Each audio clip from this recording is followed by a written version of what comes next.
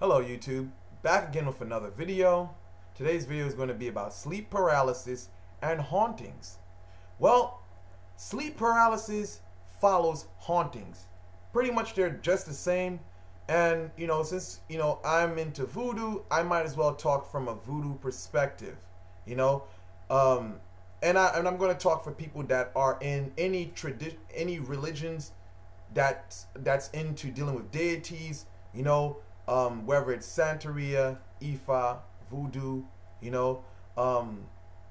definitely that when you don't feed your workers, things get chaotic. Sometimes you may be in the kitchen, things fall out of place itself, like you may have a glass on a wall, all of a sudden it falls out of place, or you may be going about your business and let's just say out of nowhere something falls on your, like along your path, like a tree branch falls, basically that can be considered as a form of a haunting, because therefore the force that you already have the force that you've been working with, due to the neglect, they're starting to react, so when we're talking about hauntings, all spirits definitely have something that they want.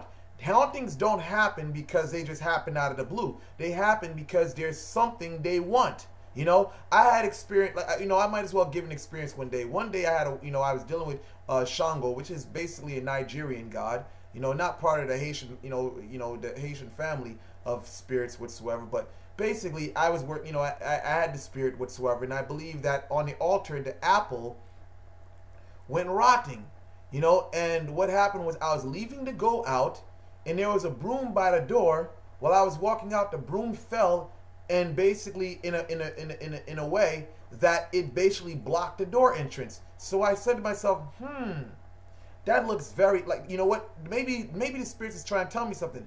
Lo and behold, I turned around and looked at my altar, and I saw that the apple was rotten. So that is an example of how certain spirits do things to basically catch your attention. Now I'm going to give you another example. This one happened to me yesterday. Now, this is talisman magic. I had a Goetia talisman for the spirit named Halfaz. A friend of mine's on Facebook sent me a photo. Matter of fact, before I even go there, I was walking to the store. While I was walking to the store, I saw signs, saying, be careful, danger, this and that, Now, as I, went to the store, I came out, I saw a crow. Usually, there aren't any crows in the area that I live in. So I stopped myself and said to myself, who's trying to catch me? Who's trying to catch my attention? So I didn't know. Anyway, the crow flew off, went home. Hours later, somebody sends me a photo on Facebook of a crow. I say to myself, wow, there is something powerful, something mysterious going on here. And I read it, and it was as though it was a poem written underneath it. It appeared as if the poem was a threat, not directly, but reading it spiritually, it seemed like it was a threat. It was that I am the Crow King. Don't let me say this again. So I interpret that as something spiritual. Then afterwards, I was like, you know what? Because later on the night, I don't know, prior to that, I had a headache.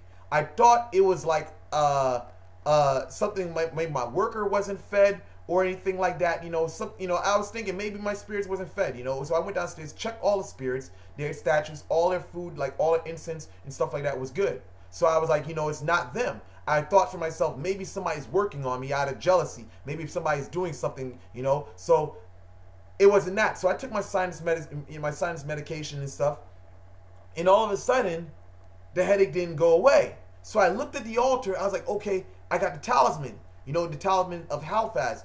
I anointed it with whatever, I can't really give that out because that, magician never tells the secrets and all. But anyway, all of a sudden, the headache went away.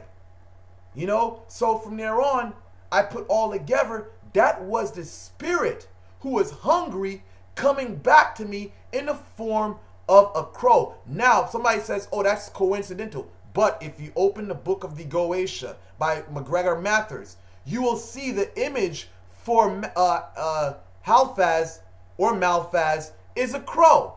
So for skeptics, I don't think all those things are basically a coincidence, because those things just fall right in line, So that was one experience that happened yesterday. Another experience that happened yesterday, because I had another talisman. Late in the night, we're moving into sleep paralysis now. Because yesterday night, I was lying in my bed, and all of a sudden, I had a form of sleep paralysis come about. Now, in my mind's eye, I saw the image of a being made of light with a sword. This is in my mind's eye. I saw this, in my mind's eye, in pitch darkness, in my mind's eye, this is what I saw. Because I was on the bed, I started to feel it coming on. I reached for the talisman itself, the talisman, because I made two talismans. One basically was the Goetia talisman, and I had another talisman.